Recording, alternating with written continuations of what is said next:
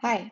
Now we're thinking about how genetic conditions are inherited and passed through families, and we're doing this by analyzing pedigrees.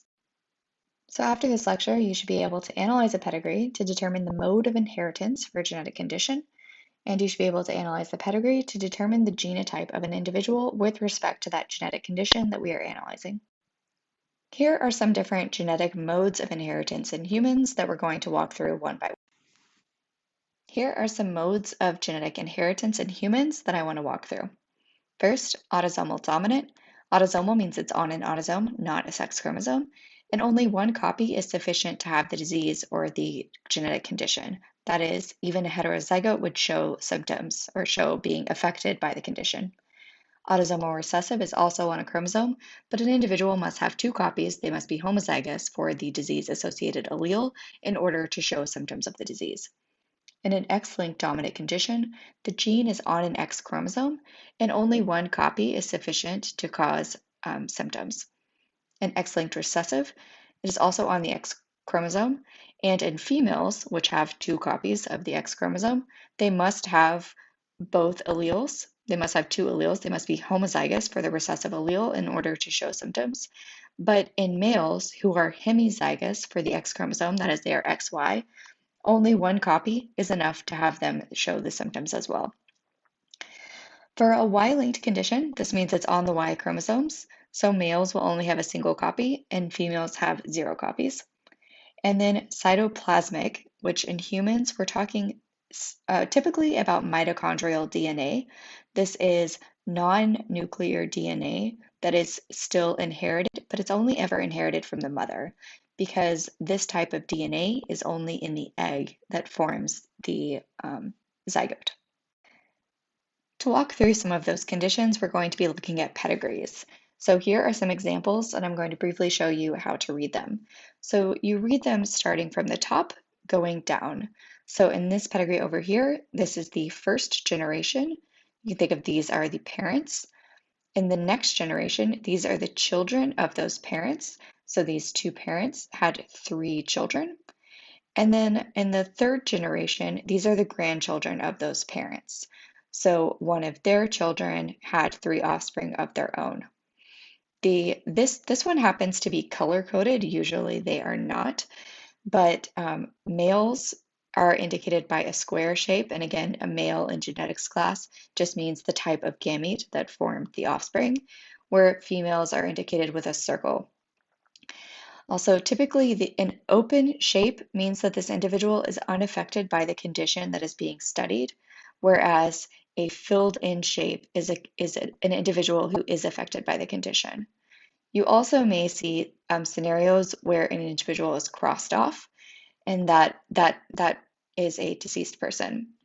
So as we're reading these, we see there is a male and a female. The line between them indicates that they produced offspring, and the line down shows us who their offspring are.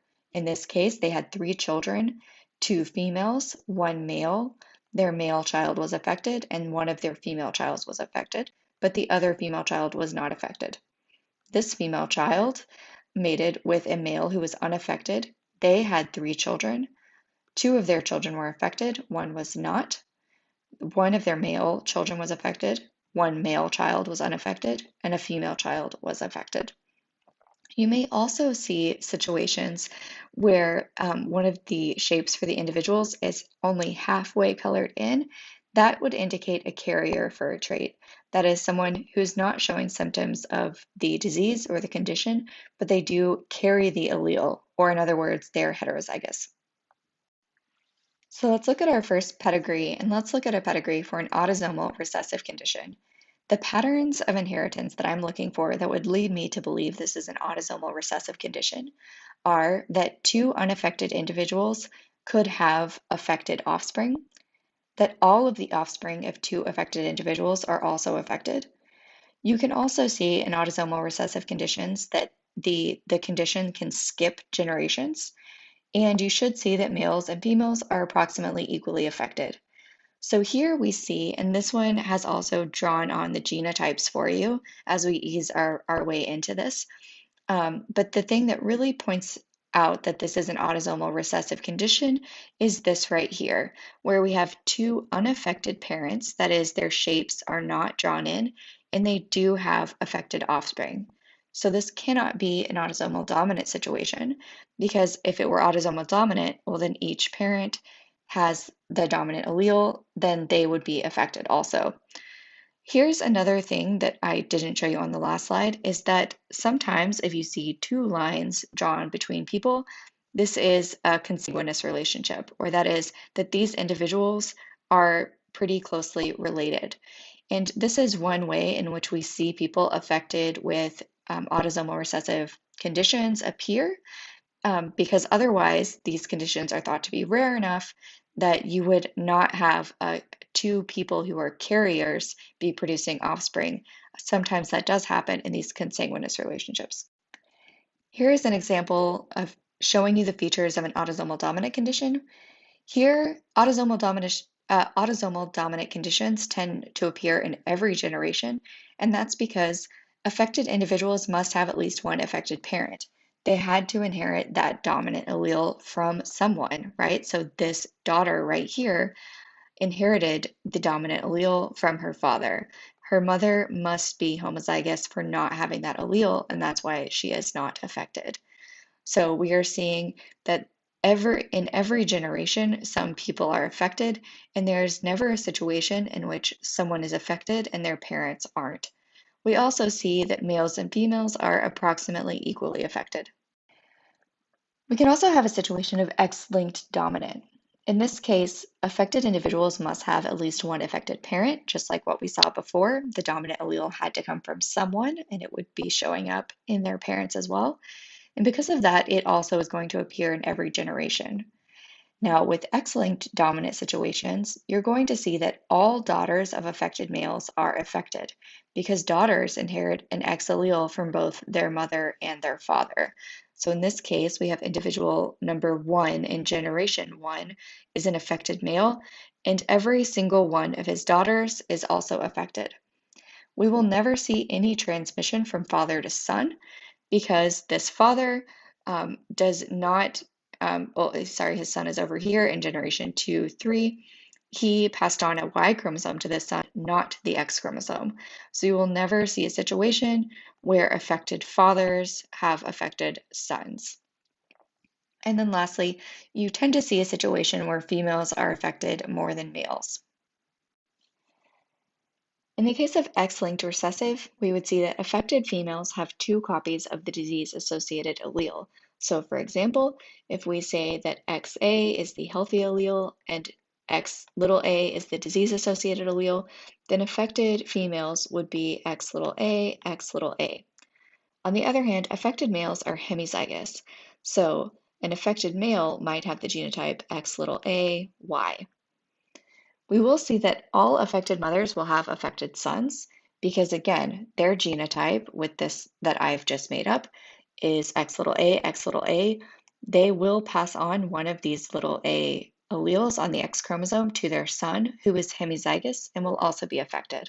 And because it is on an X chromosome, there will be no transmission from father to son.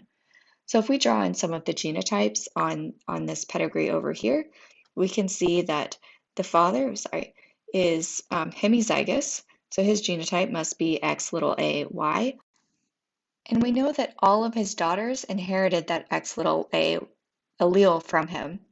And because all of his daughters are also unaffected, we know that they must have inherited the X big A allele from their mother. In other words, they must be heterozygotes because they are not showing the signs of being affected by the condition. And now we see that pretty often these carrier mothers are going to pass on their Xa allele to their sons, resulting in the hemizygous condition where their sons will be affected. It doesn't always happen, as you see over here. In this case, there is one son that must have inherited the Xa allele from his mother, but there are two sons that are unaffected. That is, they must have inherited the X big A allele from their mother.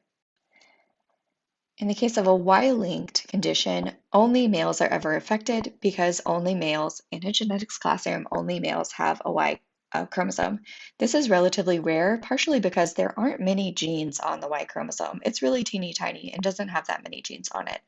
But the pedigree might look something like this, where all males are affected and it is not able to skip generations because every son of a father is going to inherit that same Y chromosome. All of his sons will as well. So this Y-linked condition will appear in every generation. And lastly is the condition of cytoplasmic inheritance or mitochondrial inheritance. Cytoplasmic is a more inclusive term because it could include other things besides mitochondrial that could affect the phenotype of the offspring. But almost always we're talking about mitochondria, which are present in eggs, but not in sperm in a way that is typically inherited by offspring. And in this case, what the pedigree would look like is that every single one of the offspring of an affected female would also be affected. So here we see that this affected mother, every single one of her 3 children is also affected. This affected mother, all of her 2 children are affected. This affected mother, all of her 3 children are affected. We never see transmission from affected males to his children. And that's because this cytoplasmic inheritance is only conveyed by cytoplasmic factors like mitochondrial DNA that is in the egg. And this male here makes male gametes that do not contain those cytoplasmic factors, therefore it does not show up in his children. Now, I think the best thing that you can do to practice analyzing pedigrees is just to practice analyzing pedigrees. That's the way that you're going to understand this. But we can apply some of the rules that we just learned about. So I'm going to look at this pedigree and think, what is the pattern of inheritance and what are the genotypes? We can imagine filling in these blanks for these 19 different individuals. And as I'm looking at this, one thing that might immediately jump out at you is this does not skip generations. We are seeing this trait appear in every generation. And I'm also seeing a relatively equal proportion of affected males and affected females. But let me start to think through that. I might immediately start to think autosomal dominant, but I see something that changes my mind about that. So maybe pause the video right now and see if you can find what I just saw that made me think, this probably isn't autosomal dominant. Hopefully you paused and saw, and that would be this situation right here. Because in an autosomal dominant situation, 2 unaffected parents cannot have affected offspring because this individual had to get that autosomal dominant allele from someone, meaning it would have to be present in one of these parents. Therefore, one of them would have to be affected. So I'm looking at this and I'm thinking, this works out for a pattern of autosomal recessive inheritance. And now I'm going to start to write down some of the genotypes. So in this example, I'm going to use big A and little a, and because I'm thinking that this is autosomal recessive, I'm going to say that the big A, and big A, little a genotypes are unaffected, and only the little a genotypes are affected. So I'm going to start writing these genotypes on this pedigree, and I'm going to start with what is easiest for me, which is writing the genotype of all of the affected individuals, which I know must be little a if this is autosomal recessive. The next place that I'm going to start filling in genotypes that I know is a situation where the parents had affected offspring, because I know that they must be at least heterozygous. So, particularly these parents in the middle here, I know that they must be heterozygous because they're unaffected. So they're not homozygous big A, but they do have this affected little a offspring. This little a offspring had to get a little a from each of those parents, therefore they must be heterozygous. There are 2 more situations where I see affected offspring, and I know that their parents must be at least heterozygous. So over here, number 6, I know you must be heterozygous as well because you have a little a offspring. And you up here, number 3, I know you must also be heterozygous because you're not showing any symptoms of the condition, but you do have affected offspring. Therefore, you must be carrying at least one, actually exactly one, only one allele that is associated with the condition. The next genotypes I can fill in are those of unaffected children who have an affected parent. So for example, number 7, I know that number 7 is unaffected, therefore they have at least one big A allele. But then when I look at the genotype of her parents, I see that her father is little a. Therefore, she could have only inherited the little a allele from that father. Her genotype must be big A, little a. Similarly, if I look over here at individual number 12, I see that individual number 12 is unaffected, therefore must have at least one copy of the big A allele, but her mother is affected. Her mother only had little a alleles that she could possibly pass on, therefore number 12's genotype must be also big A, little a. We also see the same situation with number 14, who is unaffected, must have at least one copy of the big A, but has an affected mother, therefore must be little a.